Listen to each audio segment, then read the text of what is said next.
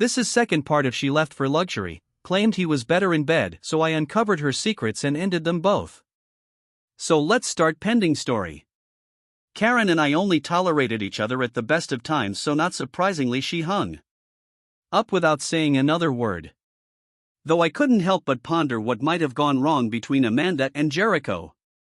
If Amanda had run headfirst into some form of reality with her lover, she was going to be in a world of trouble for someone to save her. My former father-in-law and mother-in-law were dead, and Amanda's sister and her husband were taking care of his aging parents. And even if Sally and Kevin were speaking to their mother, neither had any way for her to live with them. Oh well, I thought to myself as I took a sip of my beer. Amanda should have $65,000 to cushion any return to the real world. I did realize that I hadn't mentioned to Karen that I had sold the house and everything in it. It was a month later when the final shoe dropped. I was sitting in the office I shared with another engineer when the phone on my desk rang. "Hello, this is Bruce Evans, can I help you?" I said, not paying attention to the number on the screen. "Yes, Mr. Evans," a female said, "I'm Dr. Sylvia Altman calling from Sacramento Regional Hospital. And I need to inform you that your wife, Amanda Evans, is my patient. She was in a car accident a couple of days ago and has just regained consciousness. Her Illinois driver's license records have you listed as her next of kin." Needless to say, Dr. Altman was taken aback when I chuckled. "Yeah, Dr. Altman, we've been divorced for almost a year. My ex-wife should have updated her emergency contact information. She's in a relationship with a man named Mike Jericho. He's the one you should contact." "That's just it," Dr. Altman sighed. With Ms. Evans unconscious, the police ran the license plate on the car and contacted Mr. Jericho. He has disavowed any responsibility for Ms. Evans and has stated they were not in a long-term committed relationship. "Oh, wow, I don't know what to tell you, doctor. As I stated, she and I are divorced, and the breakup of our marriage for me was unexpected and brutal. I don't see how I can be of help to Amanda, not to get petty. But she burned our bridges thoroughly, and the last thing she said to me was her certainty that she and Jericho were meant for each other. Yes, Mr. Jericho has gone as far as to have his lawyer make it clear to the hospital that he wants no further contact from Ms. Evans. Dr. Altman, Amanda has money, she got $65,000 out of the divorce." I responded, now knowing where this was going. "Ms. Evans says that money is gone and that she doesn't have any medical insurance." "Mr. Evans, your ex-wife has repeatedly asked about you and has some idea you'll help her." "I'll be on the first flight I can get," I said to the doctor, not believing the words coming out of my mouth. "Do you want to speak with Ms. Evans?" the doctor asked. "She still has a long recovery ahead of her, but your ex-wife wants to speak with you?" she said, obviously relieved that someone would come to her injured patient. "No, I need to speak with my lawyer before talking to her." Dr. Altman didn't push the point, and I believe she fully understood the nature of how our relationship ended. We talked for several more minutes, getting some of the details about how the car wreck happened. What I began to understand was that Jericho and she were fighting with Amanda, fleeing his residence in one of his cars. My ex-wife was never a good driver, and being in control of some high-end vehicle on unfamiliar roads in bad weather explained everything to me. What Dr. Altman only alluded to was that after examining Amanda, she had evidence of physical abuse on the part of Jericho against her. After talking with my lawyer, I got a flight to Sacramento and arrived at the hospital after a layover in Dallas. It was morning when I met with Dr. Altman. I wanted to talk with her and fully explain my position before seeing Amanda.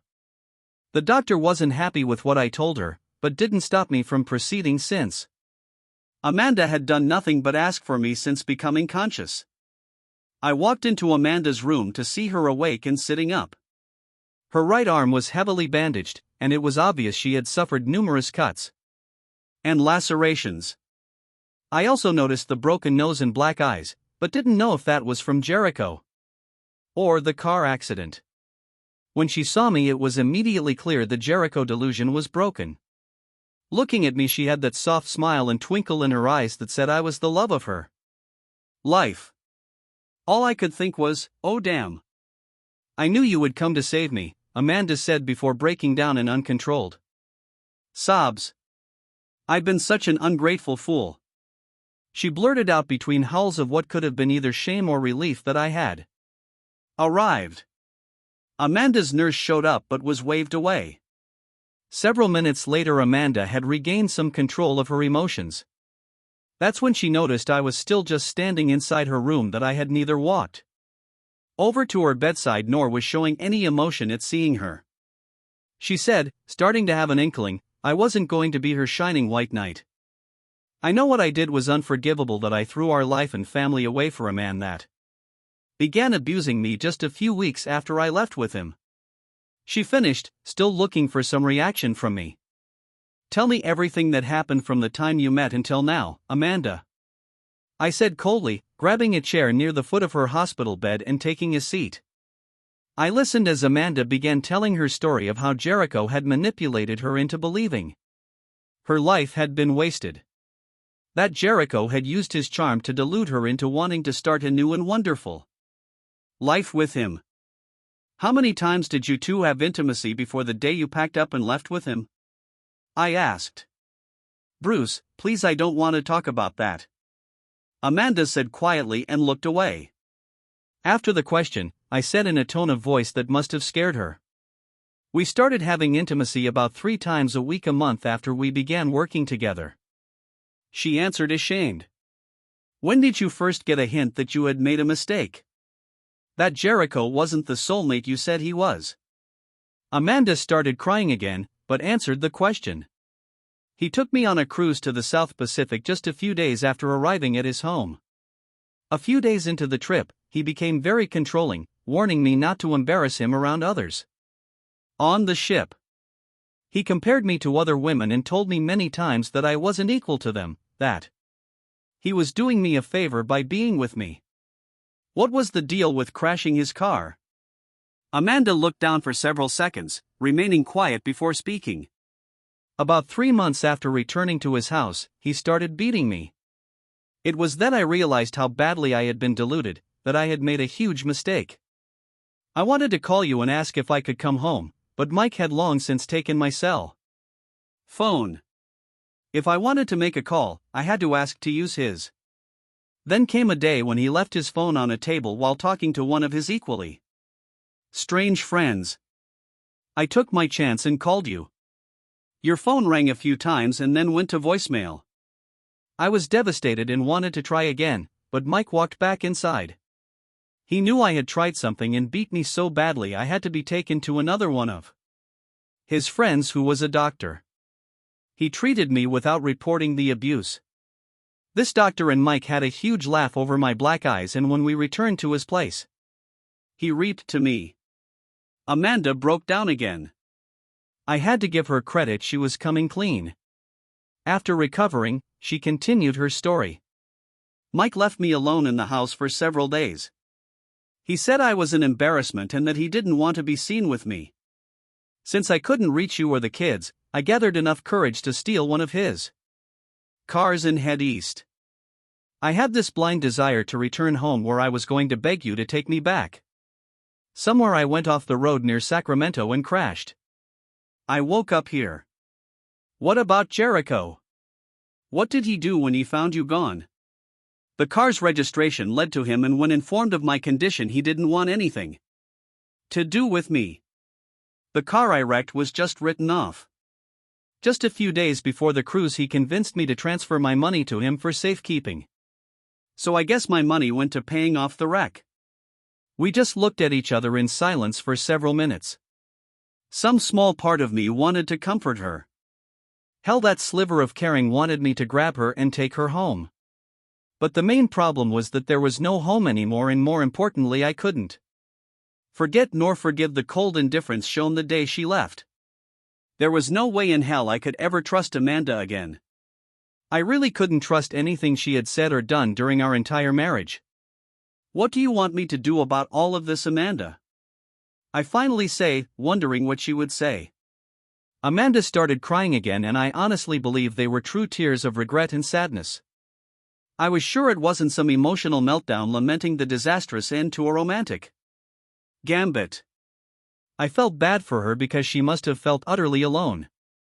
Bruce, I want to go home. I want to sleep in our bed, wake up the next morning beside you, and work the rest of my life to make up for what I have done to us, and especially you. Amanda, there's no easy way to say this because what you did to us was a nightmare. But the home you and I built is gone. I sold everything to recover some of my self-respect. Your ghost was everywhere in that house. I couldn't live there anymore with everything reminding me of you. It hurt too much. I bought a small home on the other side of town. I live by myself and have come to like that way of life. Despite the roller coaster of emotions in that room, Amanda was stunned into silence. I sensed a similar level of overwhelming disbelief from her that I felt when she suddenly informed me of her affair and that she was leaving me. Can we start again in your new place? I can't imagine not having you in my life. She finished, leaving me amazed she could utter those words with a straight face. After Amanda made her appeal to come home and start again, I looked at her with an indifference I would have never imagined possible 1 year ago. Back then I believed our lives were irrevocably intertwined. So much so that I would have used the naive word soulmate to describe how I felt. But in the space of a few months she threw that all away. She even cruelly broke up with our 2 kids with only a vague statement to me about contacting them later to explain. Her actions were so short-sighted, selfish, and narcissistic that it was impossible for me to even consider accepting her back in my life.